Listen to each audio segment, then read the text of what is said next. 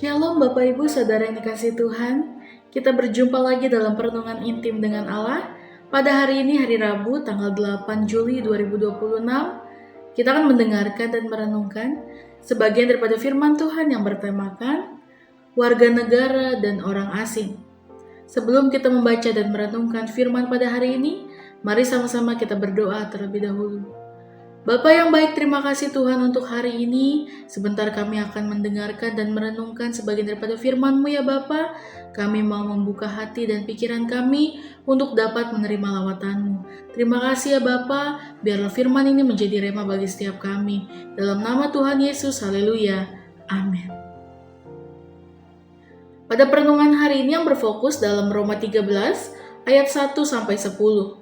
Lalu pembacaan Alkitab 1 tahun kita terdapat di dalam Ulangan pasal 25-27, dilanjut kepada Kisah Para Rasul pasal yang ke-6.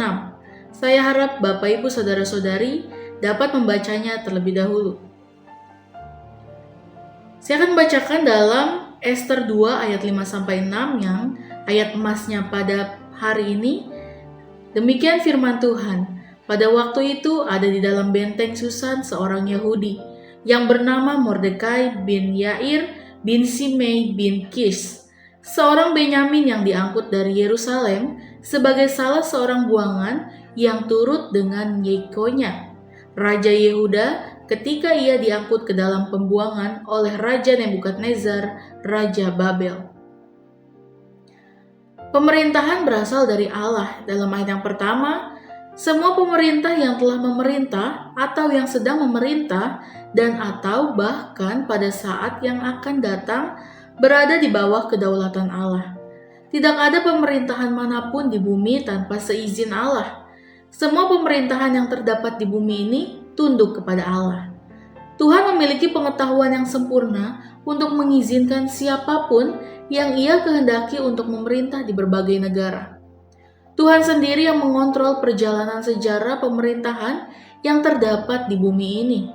Tuhan sendiri yang mengawasi hal-hal apa yang akan dicapai oleh setiap pemerintah untuk menyatakan kehendaknya.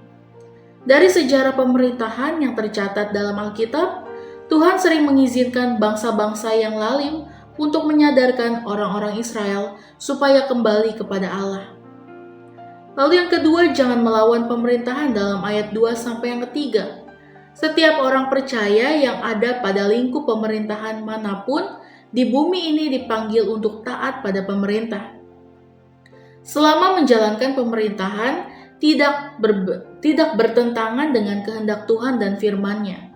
Karena itu setiap pemerintah hendaknya menyadari mandat yang Tuhan berikan kepadanya untuk dilaksanakan dengan menjunjung tinggi nilai-nilai, harkat dan martabat manusia sebagai ciptaan Allah. Selama pemerintahan berada pada koridor kehendak Tuhan dan firman-Nya, siapapun tidak perlu memperlihatkan sikap menentangnya. Setiap pemerintah yang menyadari dirinya sebagai hamba Allah hendaknya diapresiasi. Lalu yang ketiga, pemerintah hamba Allah untuk kebaikan dalam ayat yang keempat.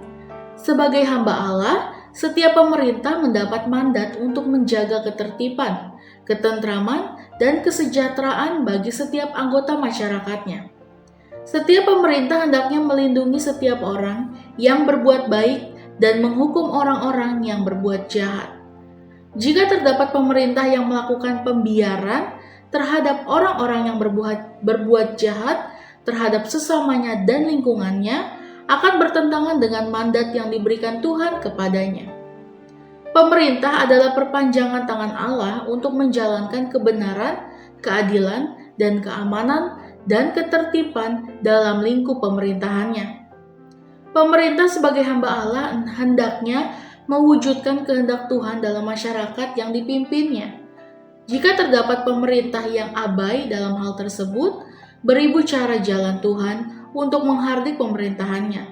Salah satu cara yang tepat untuk dilakukan setiap anggota masyarakat kepada pemerintah yang bertentangan dengan kehendak Allah dan firman-Nya adalah mendoakannya.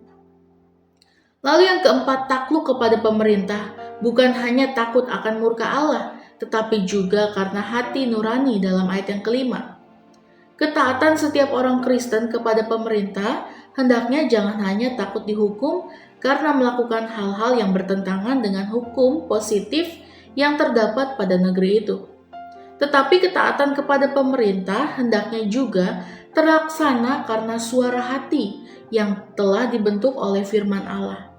Setiap warga negara hendaknya mentaati pemerintahan sebagai wujud ketaatannya kepada Allah. Karena itu setiap warga negara dipanggil untuk melakukan kebenaran, bukan karena terpaksa, tetapi karena keyakinannya kepada Allah sebagai Tuhan atas segala sesuatu yang terdapat di dunia ini.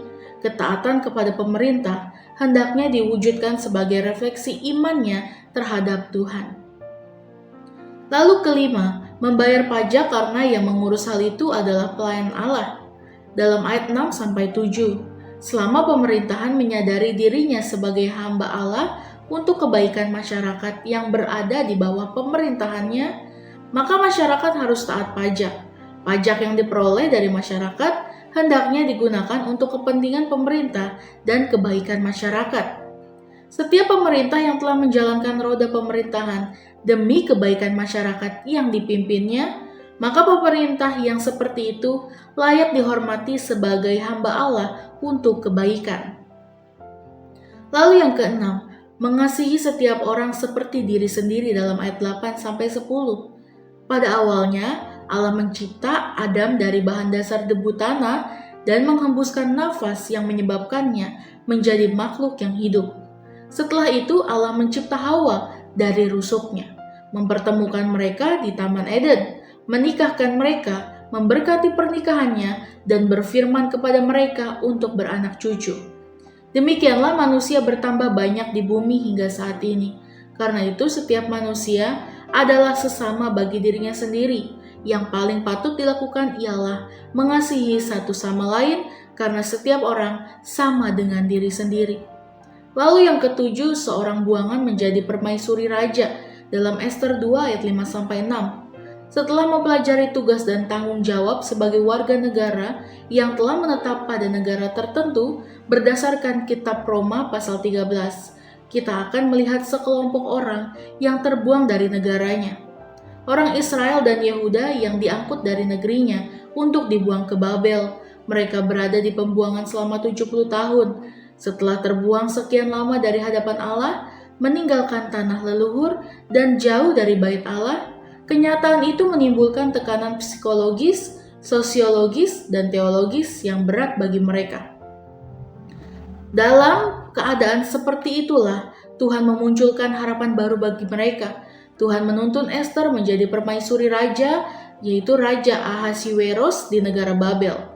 Karena perjalanan sejarah umatnya tidak terlepas dari ketentuan Tuhan yang berkuasa penuh untuk mengatur bangsa-bangsa sesuai dengan kehendaknya.